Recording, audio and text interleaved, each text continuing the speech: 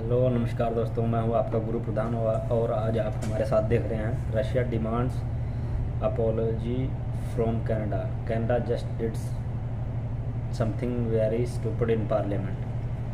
तो कनाडा वाले ने कुछ बोला होगा अपनी पार्लियामेंट में और रशिया डिमांड कर रहा है भी अपॉलॉजी, मतलब माफ़ी आनी चाहिए कनाडा की तरफ से।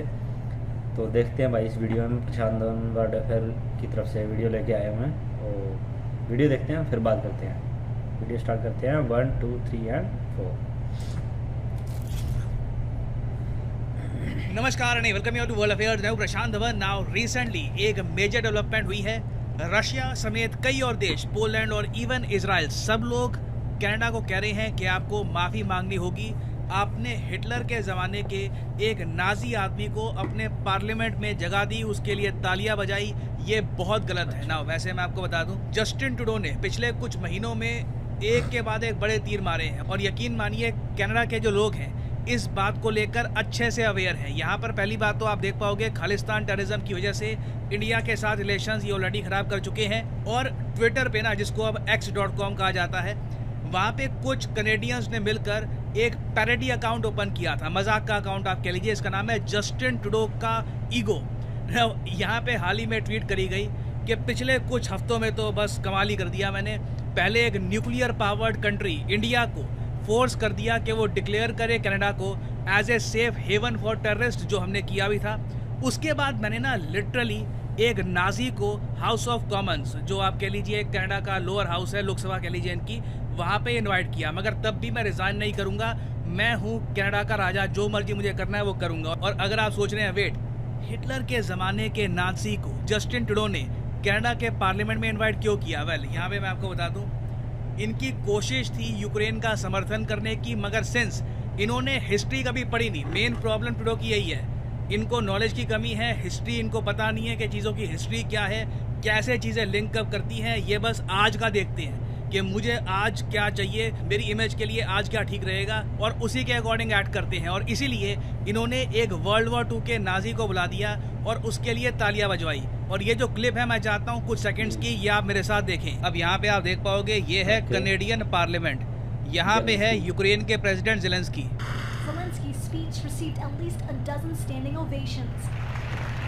There was also one for this man, a 98-year-old Ukrainian Canadian who fought for Ukrainian independence against the Russians during the Second World War. आपने सुना, ज़ेलेंस्की ने कनाडा के पार्लियामेंट में स्पीच दिया और उसी दौरान ये आदमी, इसके लिए भी एक बार स्टैंडिंग ओवेशन हुई। नाउ यहाँ पे अगेन आपका क्वेश्चन आएगा, वेट, ज़ेलेंस्की तो यूक्रेन का प्रेसिडेंट है, अचानक से ये कनाडा के लिए पहुँच गया? समझाता हूँ, एक काम करते हैं, स्टेप बाय स्टेप समझते हैं कि हुआ क्या है, फिर मैं आपको लेके जाऊंगा इस आदमी के पास कि इस आदमी की हिस्ट्री क्या है और क्यों इस आदमी की वजह से ही कनाडा को आज के समय प्रेशर झेलना पड़ रहा है from Russia, Israel and even Poland. So Justin Trudeau ने इंडिया के साथ रिलेशंस खराब करके, जो फ्री ट्रेड एग्रीमेंट पर बातचीत चल रही थी उस पर भी पानी फेर कर, इन्होंने फोकस करना स्टार्ट कर दिया यूक्रेन पर। इन्होंने ये कहा कि यूक्रेन के जो प्रेसिडेंट है ज़ेलेंस्की, इनको इनवाइट करूंगा कनाडा में, और कनाडा और यूक्रेन का जो फ्री ट्रेड एग्रीमेंट है इसको नेक्स्ट लेवल पर हम ले जाएंगे। और वो इन्होंने किया भी। आप खुद सोच कर देखिए, इस कंट्री की प्रायोरिटी क्या है। ऑस्ट्रेलिया, यूके इंडिया के साथ FTA साइन कर रहे हैं या उसके प्रोसेस में हैं। ये कंट्री उल्टा जा रहा है। यूक्रेन जो एक बहुत ज़्यादा डेवस्टेटेड इकोनॉमी है, जिसकी आबादी गिर रही है, not because of low birth rate, क्योंकि लोग वो देश छोड़ के भाग रहे हैं, यूरोप की और जगह में जा रहे हैं, उस कंट्री के साथ इन्होंने फ्री ट्रेड एग्रीमेंट और एलिवेट कर दिया। नाउ ट्रेड के नाम पर कनेडियन गवर्नमेंट को कुछ नहीं मिलने वाला। और इन दी एंड हुआ क्या कि ज़ेलेंस्की के कहने के बाद ना, जस्टिन ट्रूडो ने यह भी अनाउंस कर दिया कि ये $650 मिलियन फ्री ऑफ कॉस्ट ये देंगे यूक्रेन को, हथियार खरीदने के लिए, एड के लिए वगैरह। तो ये एक्स्ट्रा खर्चा यहाँ पर किया कनाडा ने। और देखो, कनेडियन लोग ये सब कुछ साफ साफ देख रहे हैं। कनाडा में इन्फ्लेशन बहुत ज़्यादा हाई है, हाउसिंग क्राइसिस वहाँ पर इतना है कि जो इनके बड़े शहर है ना, वहाँ पर स्टूडेंट्स, जो यंग लोग हैं, वो एक अपार्टमेंट भी रेंट नहीं कर पा रहे। लोगों की लाइफ बहुत ज़्यादा डिफिकल्ट है। और इसलिए जब जस्टिन ट्रूडो ज़ेलेंस्की के साथ बाहर निकले, ये लोग क्राउड की तरफ वेव कर रहे थे, तो इन्हें अभद्र शब्द सुनाए गए ज़ेलेंस्की को और ट्रूडो को, दोनों को, क्योंकि कनेडियन लोग साफ साफ देख रहे हैं कि हमारे टैक्स का पैसा आप बस यूक्रेन को दे रहे हो, यूक्रेन से कुछ बेनिफिट हमारे कंट्री को हो नहीं रहा। और ज़ेलेंस्की को कितने billions of dollars US already दे चुका है, ऑस्ट्रेलिया दे चुका है, इनकी वॉर खत्म होने को आ नहीं रही। रशिया तो कहता है हम 10 साल चलाएंगे ऐसे, तो क्या 10 साल तक हमारे बिलियंस मिलियंस डॉलर्स हर कंट्री के ये यूक्रेन के पास जाते रहेंगे? ना इस सब के बाद एक इससे भी बड़ा ब्लंडर तब होता है जब जस्टिन ट्रूडो ना रशिया के अगेंस्ट स्टेटमेंट जब दिलवा रहे थे अपने पार्लियामेंट में, ज़ेलेंस्की से, बाकी लोगों से, बेसिकली एंटी रशिया बात कर रहे थे, एंटी यूएसएसआर, रशिया को हराना है, हम रशिया को हराएंगे। इस दौरान लिटरली ये हिटलर के ज़माने के एक नाजी आदमी को लेकर आ गए, और मुझे समझ नहीं आता इनके दिमाग में ये बात क्यों नहीं आई कि इस आदमी की हिस्ट्री बहुत ख़राब रही होगी। मैं आपको समझाता हूँ यहाँ पे हुआ क्या। देखो, वर्ल्ड वॉर 2 में आप सबको इतना तो पता होगा कि हिटलर ने एक बड़ा डिसीजन लिया था जब उसने यूएसएसआर को अटैक करने का सोचा। पहले उसने वादा किया था कि वो यूएसएसआर को अटैक नहीं करेगा, मगर अचानक से ऑपरेशन बारबरोसा के अंडर जर्मन सैनिकों ने एक बड़ा आक्रमण कर दिया यूएसएसआर पे। हालांकि वो आक्रमण फेल कर गया क्योंकि सर्दी का टाइम था, बहुत सारी सेना हिटलर की ठंड की वजह से मर गई, बाकी जो सेना थी उसको रशियंस ने हरा दिया।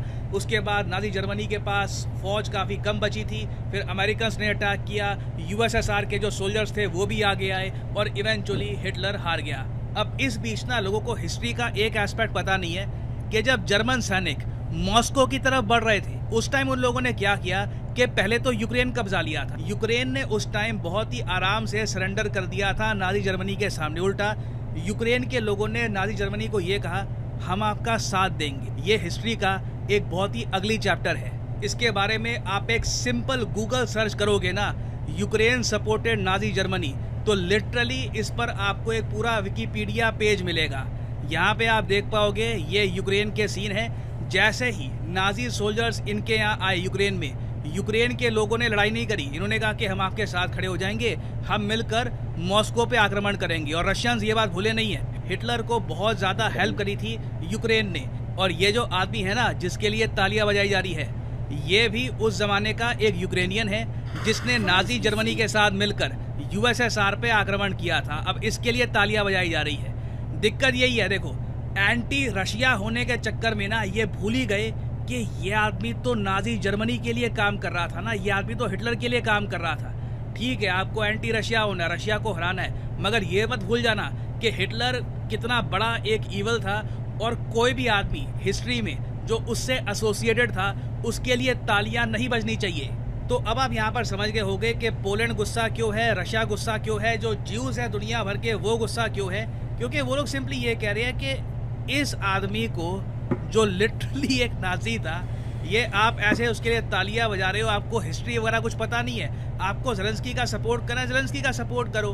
वर्ल्ड वॉर 2 में जाकर जिन लोगों ने यूएसएसआर पे अटैक करने की कोशिश करी थी, अगर मान लो वैसे मैं आपको बता रहा हूँ, जिसके लिए तालियां बजाई जा रही थी ये वैसे फेल हुआ था क्योंकि अगर नाजीज हारे थे वर्ल्ड वॉर 2 में, मगर मान लो जिसके लिए तालियां बजाई जा रही थी अगर वो सफल हो जाता, यूक्रेनियंस और जर्मन उस वक्त यूएसएसआर को कब्जा लेते, मॉस्को कैप्चर हो जाता, तब हिटलर को हराना वेस्ट के लिए ऑलमोस्ट इम्पॉसिबल था। और आप अगर मुझसे पूछे, इंडिया को भी इस इशू पर एक शायद स्टेटमेंट देनी चाहिए, क्योंकि अगेन दुनिया भर में नाजी विचारधारा की आलोचना की जाती है। ठीक है, it is the worst ideology in the world. तो इंडिया भी यहाँ पर कह सकता है कि किस आदमी के लिए आपने तालियां बजवा दी। हालांकि जैसे ही कनेडियन गवर्नमेंट को पता लगा कि इनसे एक बहुत बड़ी गलती हो गई है, इन्होंने माफिया मांगी है रशियन से, पोलैंड से, सबसे, कि जिसको भी बुरा लगा हो गलती हो गई हमसे, हमने आदमी का बैकग्राउंड चेक किया नहीं था, हमें पता था नहीं कि वो किसकी तरफ से लड़ रहा था। बट एक बात तो तय है, जस्टिन ट्रूडो ने ना कुछ ही हफ्तों में, मैंने किसी भी वर्ल्ड लीडर को इतने कम टाइम फ्रेम में एक कंट्री की रेपुटेशन डिस्ट्रॉय करते हुए देखा नहीं है। नहीं तो कनाडा आप अगर देखो तो काफ़ी इनसिग्निफिकेंट सा कंट्री नॉर्थ अमेरिका में है, कम आबादी वगैरह, एक ठीक ठाक कंट्री था, लोग इसके बारे में ना कुछ अच्छा सोचते थे ना खराब सोचते थे। जस्टिन ट्रूडो ने कुछ ही हफ्तों में कनाडा की जो इमेज है दुनिया भर में, इसको डिस्ट्रॉय कर दिया है। और फाइनली वर्ल्ड वॉर 2 से रिलेटेड आपसे सवाल पूछूंगा। क्वेश्चन ये है कि वर्ल्ड वॉर 2 का टाइम पीरियड क्या था। यह है यहाँ पे आपकी ऑप्शन 1939 से 45, 1917 से 1920, 1940 से लेकर 1946 या फिर none of the above. Comment section में करिए उत्तर। जो लोग सही उत्तर करेंगे उनकी कमेंट को मैं हार्ट दे दूंगा ताकि बाकी लोग समझ पाएं कि सही उत्तर क्या है। और फाइनली यहाँ पर मैं ये भी ऐड कर दूं कि आप किसी भी एग्जाम की तैयारी कर रहे हैं, चाहे एसएससी, यूपीएससी, बैंक, आप परचेज कर सकते हैं अनअकैडमी के quality courses.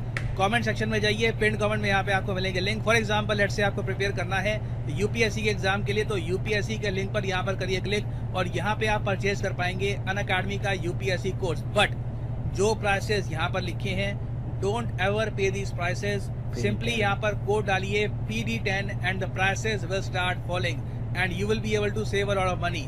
So use the code PD10 and save money. और इसी नोट के साथ ये है वीडियो का। Thank you for listening.